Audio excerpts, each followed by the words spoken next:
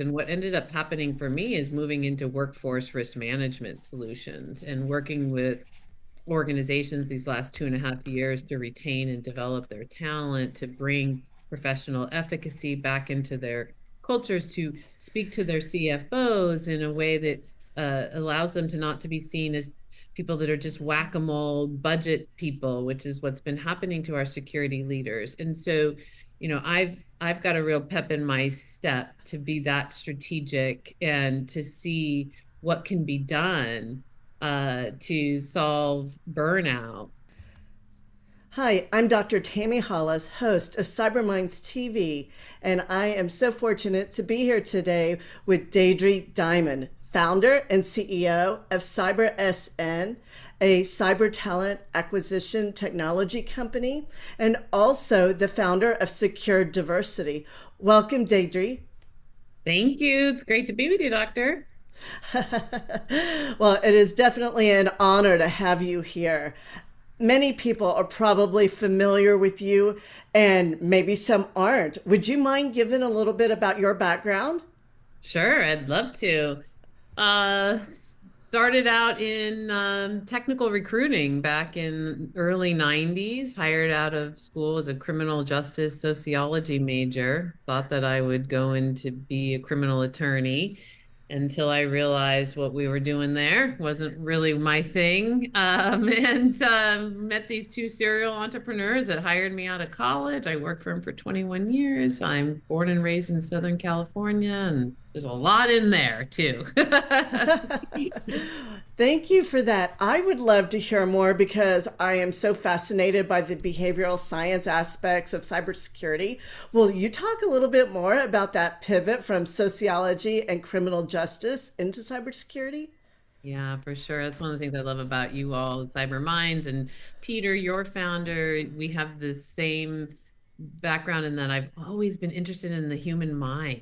And And now you've carried that passion for talent acquisition into CyberSN. And what's that like? yeah, well, actually, so it started in talent acquisition and for 13 years, and then went and built software companies for 10 years with them. Rapid7 is how I got into security. And then going back and putting the two together when it was time to found my own firm. I mean, you don't get any closer to society than jobs. And so for me, interact with society in a way that is super personal, super impactful. And I like that. Again, I don't like seeing people upset or not happy. I'm the opposite. I'll find a way to avoid that type of stuff. I think strategically to avoid that. And so it really clicked. It works for me to the talent business. And the cyber people I fell in love with when I went and built Rapid7 sales to 50 million from scratch. Like that's the first time I got to interact with that community. And it was 2007. I was like, oh my gosh, these are my people. They're social servants. I mean, cyber people are social servants, and that's what I wanted to be. And now consider myself to be today now. So I fell in love with that crew, and that's when I decided to help them with careers. CyberSN was born. It was time for me. The founders I worked for retired. They weren't doing things anymore. And so that's why I chose cyber and talent. I love that. And of course that resonated with me because that was it. When I got into cybersecurity, I fell in love with the people.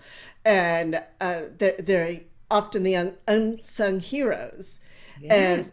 part of why I advocate so strongly and research in this area and why it's so fascinating to have this conversation with you because it just exudes from you. So thank you.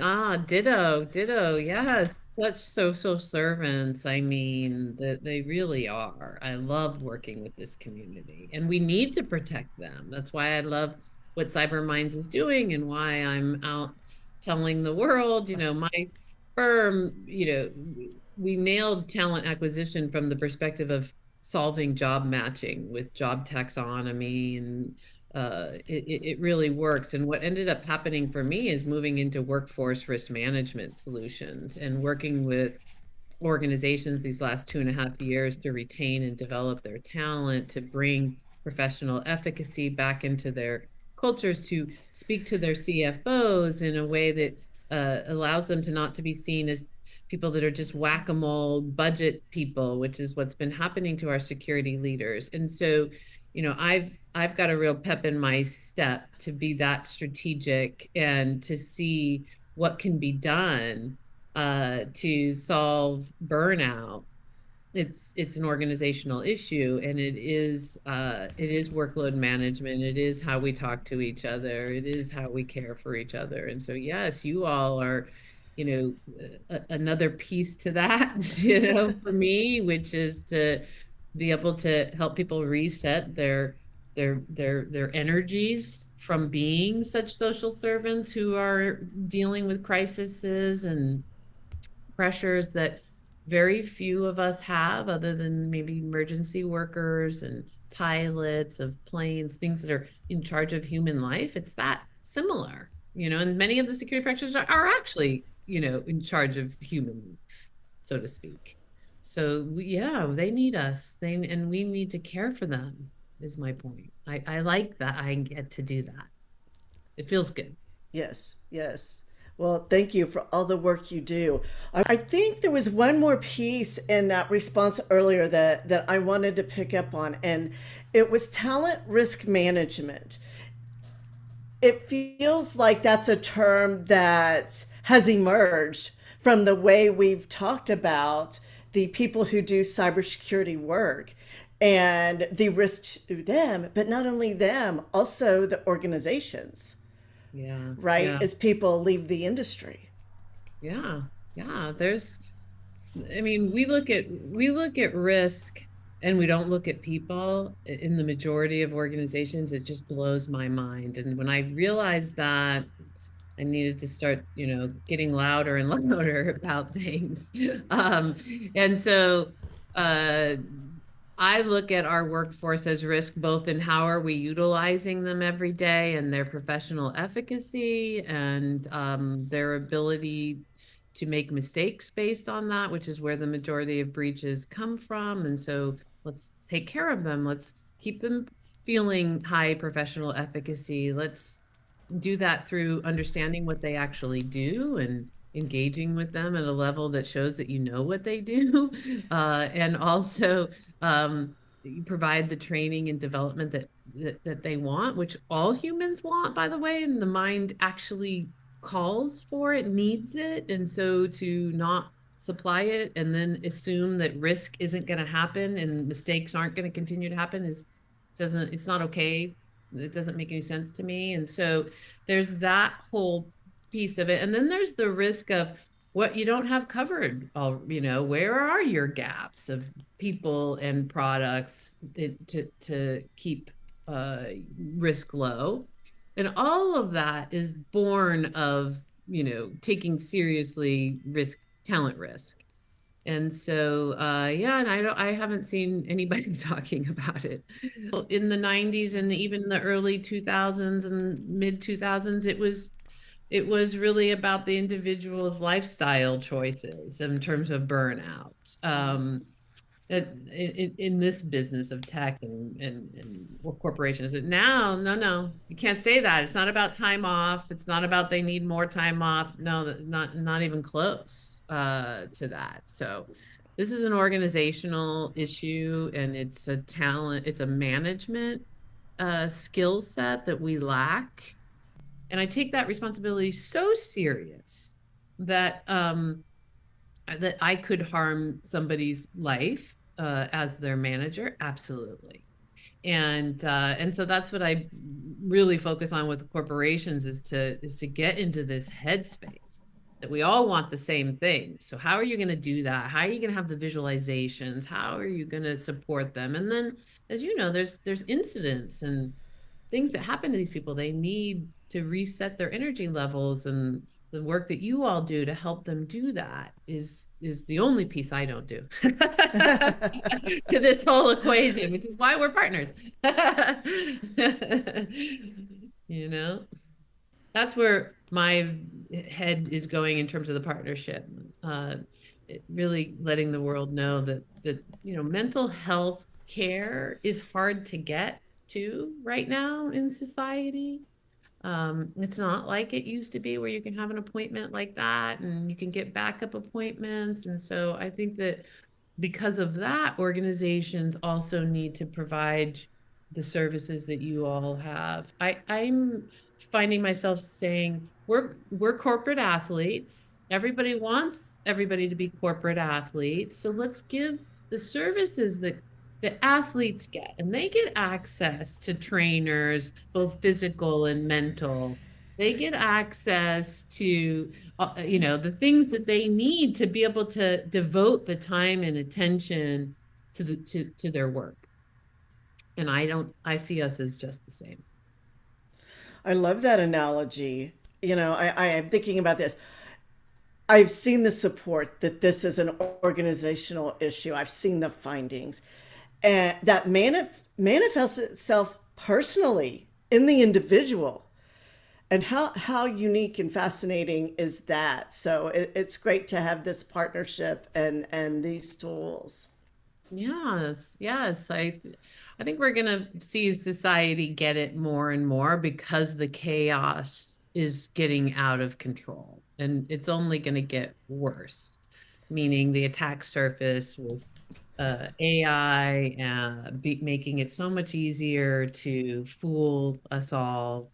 Uh, that the velocity, not just the complications, but the velocity increase the last 2 years as companies have put things on hold and job roles, outsourcing out of this country, cyber roles at a significant level for the first time. So it's about to get more complicated than yesterday, and that's sort of the industry we've lived in now long enough to where I think everybody shakes their head yes when I say we have got to get our hands around this. We have got to get our hands around the care of our people. And it is a skill set that a manager must have and be held accountable to, and give them the tools that they need to be successful in this, because it's our national security. It's our physical security. It's that important. So I'm very concerned, and yet the good news is that people get that, yeah, we got to do something right now. We don't have time to waste. And so I think we're going to see a lot more people come on board to these programs. It's settling now where leaders are being selected and leaders are choosing where they're going to be, and they're going to be required to have longer term planning. And when people can go to jail, which is what's at the table now, people think more, they think smarter. And they have to, because there's people on their teams that are afraid of going to jail. Yeah, it's really an eye opener stick. And unfortunately, sticks are the things that move capitalism, regulations, fining, jailing is going to do it even more. So yes, it's unfortunate. I say give us more and more rules. I've been advocating for a compliance control that is only focused on people, that says that you have to provide a certain amount of training and services to these individuals, just like pilots get, just like emergency workers get. There's these protections, there's these, how much time they can actually be on the job. That's right. That kind of a thing. Like why I want that for cyber professionals too. I do too. Yeah. It's absolutely necessary.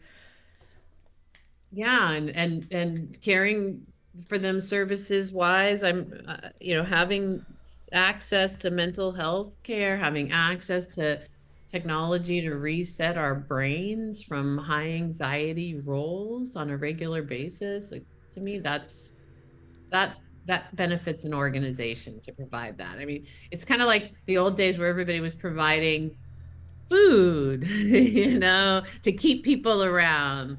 Let's have, a cafeteria with all this great food, and anytime they want, they can get it. Well, that's a good thing. That will keep people around that are in the office. But you know what else will keep people around? Being happy and help them be happy beyond food is the things that I have programmatically, the things that you have that are only geared towards the people. And that is beyond food and time off at this point in terms of what's needed. And it's got to be seen as a skill, like that you as a manager are required to have and implement is this program of talent management. Yeah, yeah, for sure. Imagine that. I know. I Imagine know. if everybody was doing that. I mean, we're already in our own bubble, except for now we're making our bubble yucky. I don't like that I'm in this bubble. It's the way that it works, meaning that I can't truly impact, foreign policy or um, the bigger uh, things that are just running havoc on society. There's ways I can contribute, but I really can't change them. But we can change how we interact at work. We have the power, all of us. This isn't there's a greater, bigger entity that would stop us. And so it's just a must. We have to get on top of this. It's creating severe burnout. I mean, you folks have wonderful stats on that, right? It's getting worse. Unfortunately, it is. But there are people who care about the people who spread the message. And it's great that you are out there speaking about it, like you are with me now, but at conferences and different events that you're continuing to share the message and prioritize people. Yeah, yeah. It is one of those things that love spreads faster than hate. And so I have optimism. Like this is a way to bring love to business. And love just means care. It's not a sexual thing. It's obvious to you, of course, but I always like to say it for the audience. Love is the willingness to care, the willingness to engage, the willingness to solve problems, the willingness to be accountable and forgive. There's lots of ways love shows up, and we need it. These love concepts. Training is love, since our brains need it. So it will spread faster, but I really do believe we just haven't had the tools. So the tools you're providing, the tools I'm providing, they make a difference. There's one thing to understand there's the problem. There was one other thing to want to change the problem. If you don't have the tools, it's very difficult. And that's where we've been. We've sort of been in this zone of not having these tools, programs to latch on to. So we're bringing them, you and I. We are. We are. Well, thank you for talking about the importance of love in all of this. I know that that is so important to you and Peter both. And so I'm glad it made it into our conversation today. I think the other thing I'd like to ask you about is you are a leader in the space of diversity, equity, and inclusion, also. And like I mentioned, you're the founder of Secure Diversity. And then I think you have Day of Security. Yeah, it is our first Day of Security Leadership Conference. The Day of Security Conference is now just about 8 years running. And the last 4 years, we've been having two of them a year.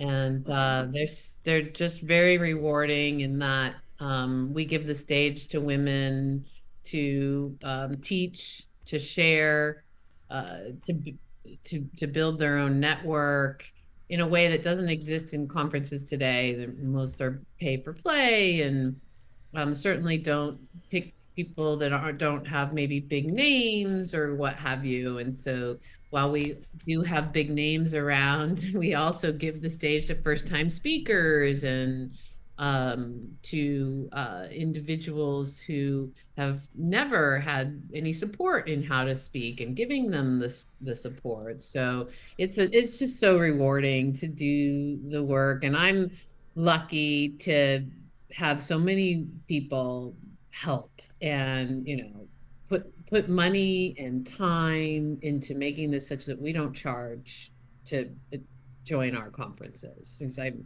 can't stand money being in a way of knowledge. So it's been a big pet peeve of mine. And so here we are still doing it. And so I'm so lucky to organizations that continue to support us.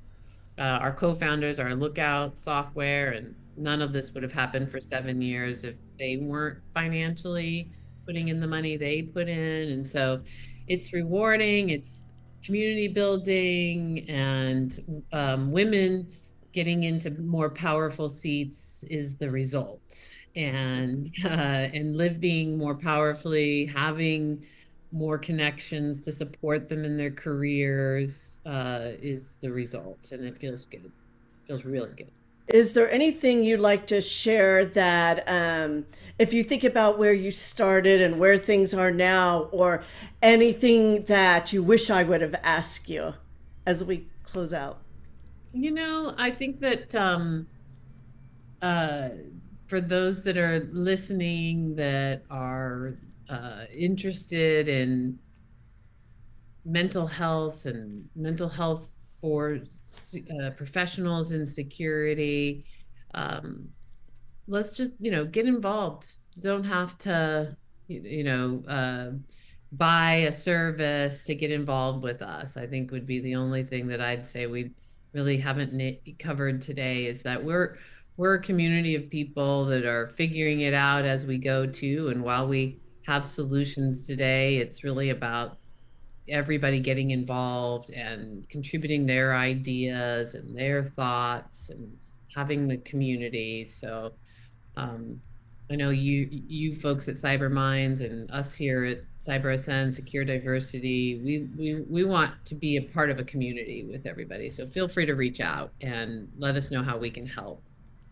I think that's really important, especially now where a lot of people are struggling with imposter syndrome. We didn't really talk about the talent acquisition side of my life of CyberSN. It is a massive piece of what we do.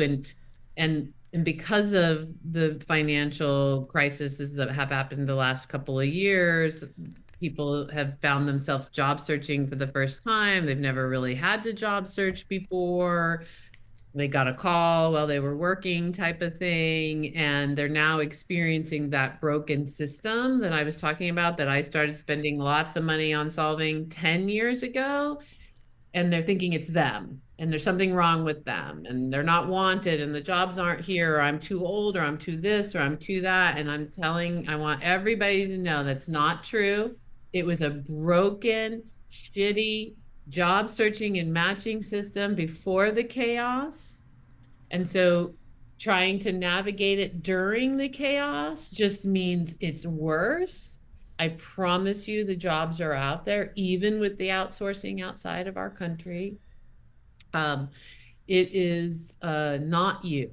And definitely pay attention to some of the webinars that I've been doing on this, and will continue to do, to give you the tools that you need to know to navigate this broken system. Please get out of imposter syndrome. You're wanted, you're loved, there's good people out there. You just are dealing with a broken system of finding them. So stay positive, stay upbeat, and reach out if you're struggling. What a great closing message. It's important that people have hope. And you just shared that with our audience. So thank you so much, Deidre. It's been a great conversation. Appreciate you very much. Ditto. Thank you, Doctor. It's great to be with you. To all of you who work in cybersecurity, on behalf of the team of CyberMinds and the team at CyberSN, thank you for all you do.